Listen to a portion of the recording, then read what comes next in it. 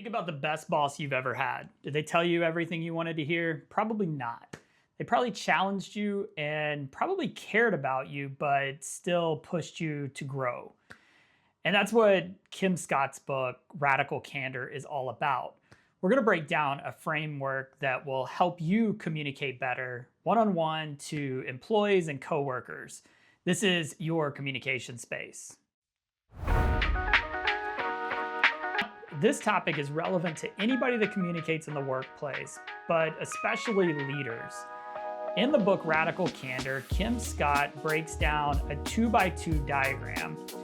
This framework helps you gauge and guide your communication as a leader so that you're more effective. In a nutshell, this book is a guide to being a great boss. So let's take a look and break it down. All right, so we're gonna draw a T and we're gonna have two different sides here. On the top, we're gonna say that's care personally. And this is where it goes beyond just caring if the employee does their work. It goes into caring about them as a person. So up there is care personally. Directly below that, we're just gonna call that being a jerk. Next, on the line that's going horizontal, at the far right, we're gonna have challenge directly.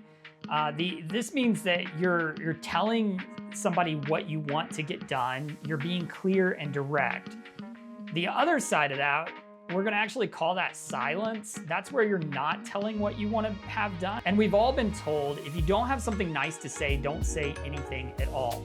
Probably the worst advice you could give in business, because if you're not saying something to an employee, it doesn't necessarily mean they're doing everything right. I've heard stories of employees getting fired thinking that they're doing a great job, but then their boss says out of the blue that they haven't been meeting expectations this entire time. That type of silence is just as detrimental as a boss that comes in all the time and says, hey, you're not doing a good job, you're not doing a good job, and they're a jerk. So let's break down these four quadrants, and I want you to think about the best manager that you've ever had, and let me know where they fall. So starting in the top right corner, we're gonna call this radical candor. What this is it's the part where we meet the care personally as well as challenge directly. So you're getting things done, you're challenging your employees, but you also care about them personally. This is the type of boss that not only cares that you got enough rest over the weekend and that you are feeling well, but they also care that you're challenging yourself, seeing yourself grow. They want you to feel motivated by the work that you're doing and to know the impact that it's making in the organization.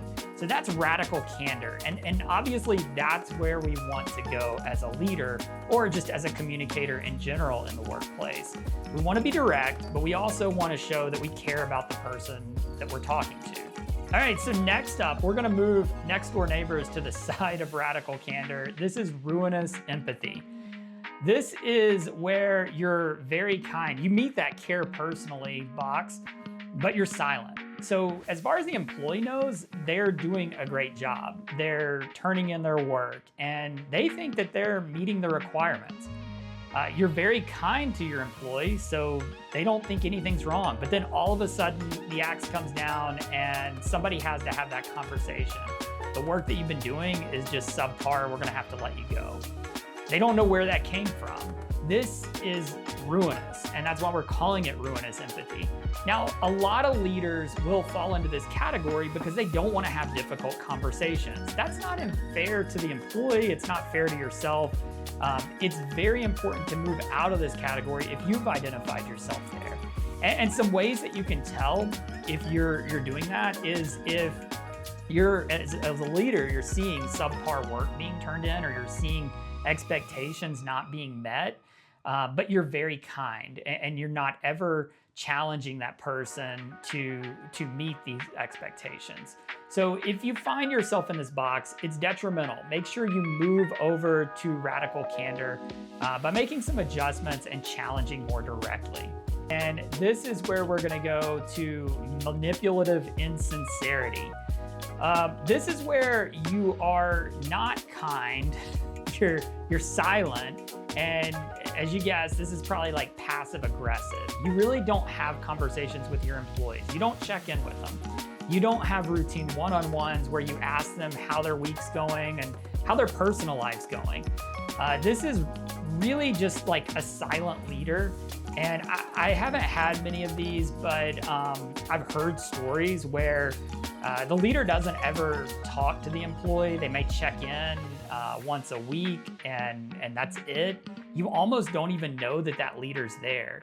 And it's dangerous because as an employee, you think you're doing everything right because you're not being told any differently. Also, you don't have a rapport with your leader. They don't know how you are personally. And if you're a leader and you think you're a little too silent, then you probably are. You need to reach out to your employee, talk to them, just check in, see how their week's going, how their weekend's going. Make sure they're not overwhelmed, but also make sure that they're challenged. All right, so next door to that, we're gonna go with obnoxious aggression. Now, these are the bosses that you've probably seen on TV that just tell you you're doing everything wrong. They are very direct and they challenge you, but at the same time, they have no rapport with you. They don't care how you are. They just care that your work's not getting done or that it's not meeting their expectations. And this leads to burnout because what happens is you no longer care about the goal of the business. You're now cared about, all you care about is not being hassled. You don't want to get that message or that phone call because you know when your boss is calling you, they're telling you something went wrong. They're challenging you and you feel like you're motivated to keep them off your back, but at the same time, it's not effective. You're not feeling invested into the work that you're doing. You're just literally turning and burning, and it leads to burnout. Now think about some of your best and worst bosses. Which of these quadrants do they fall into? What types of adjustments could they have made to move out of those quadrants? And that's really what this book is about. How do you communicate more effectively as a leader to not make those same mistakes? Or if you've had that really great boss, how do you replicate that? How do you meet that intersection of challenge directly and care personally? So this is a really great framework to gauge and guide you as a leader and as a communicator with your employees, or if you're not a leader, just think about it when you're communicating with others in the workplace. Try not to be a jerk. Understand that people want to be challenged and spoken to directly, but they also want to be cared for personally. They're people, they're not robots, so treat them as such. I hope you've enjoyed this, and if you've had any experience with the book Radical Candor, share it in the comments below. And be sure to like this video and subscribe if you'd like more communication tips in the workplace. My name's Chris, and this is Your Communication Space.